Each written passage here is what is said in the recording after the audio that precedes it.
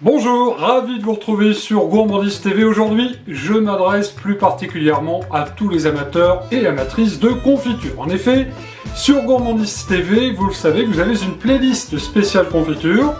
Et au fur et à mesure de la saison, vous allez découvrir, même cet hiver d'ailleurs, toutes les bonnes recettes de confiture à l'ancienne que je vous propose. Alors aujourd'hui, confiture de figues. Celles-ci sont délicieuses, elles viennent de région parisienne, ce sont des figues blanches.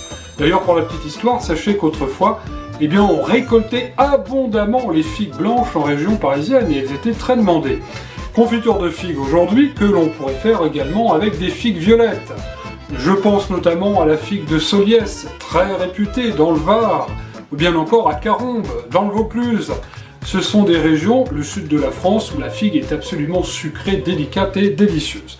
Confiture de figues aujourd'hui, avec ces jolies demoiselles, les ingrédients, comment on fait les choses, c'est tout de suite après le générique, en vous souhaitant évidemment un bon régal.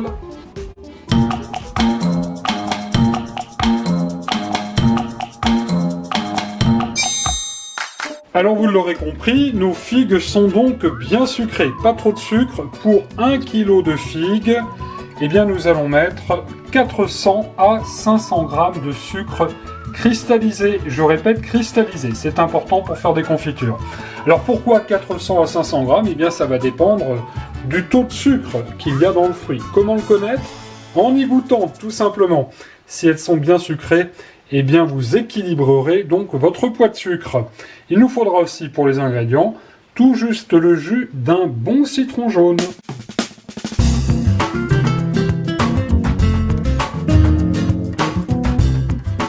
On passe à présent en revue la liste du matériel. Le chaudron de la mère mitraille est sorti, comme à l'habitude.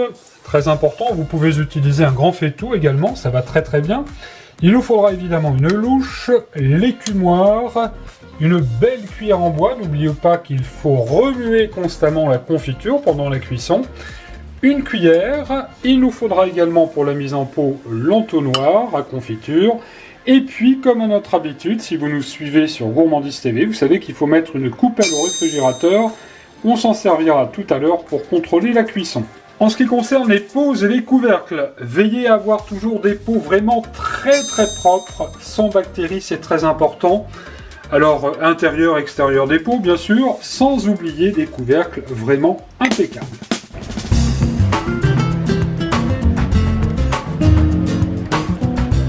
Venons-en à présent à la préparation de nos fleurs.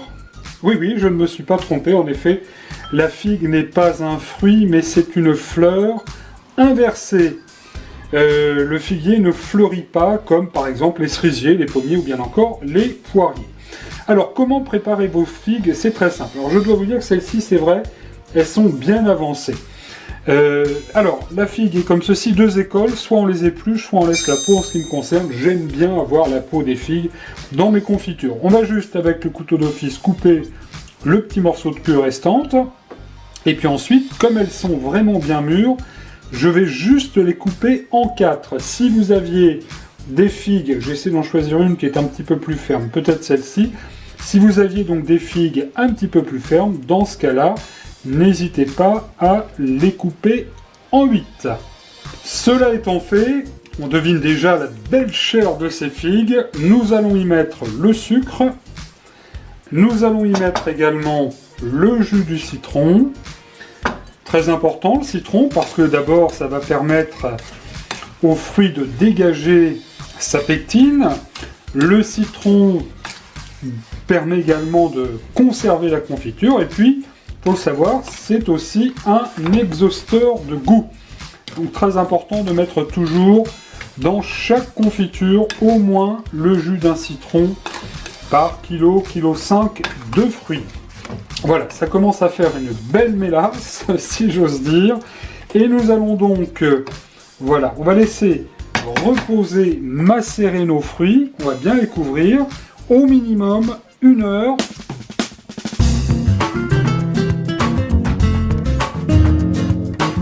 Et juste avant de vous parler de la cuisson des confitures, alors, ça n'est pas quand la confiture sera cuite qu'il faudra préparer les pots, la louche, l'entonnoir à confiture pour mettre la confiture en pot.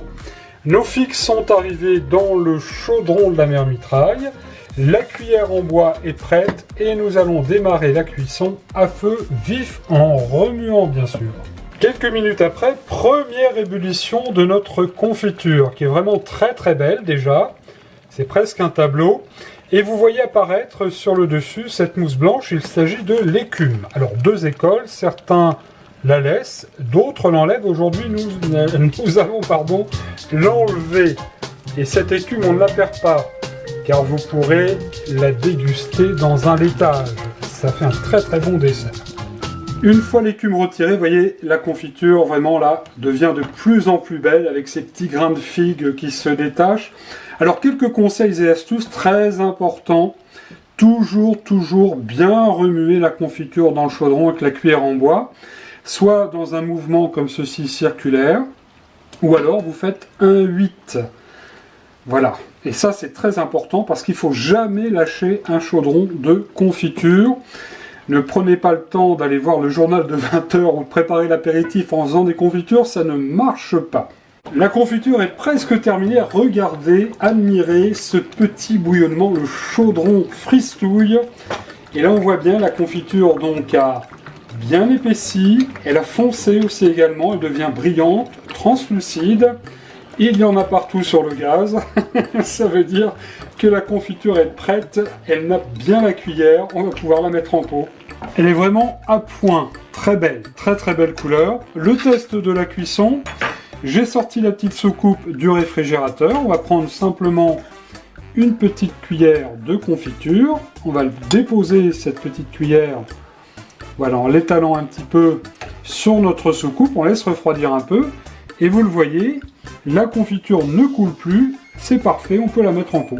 Alors vos pots sont surtout bien propres, c'est important.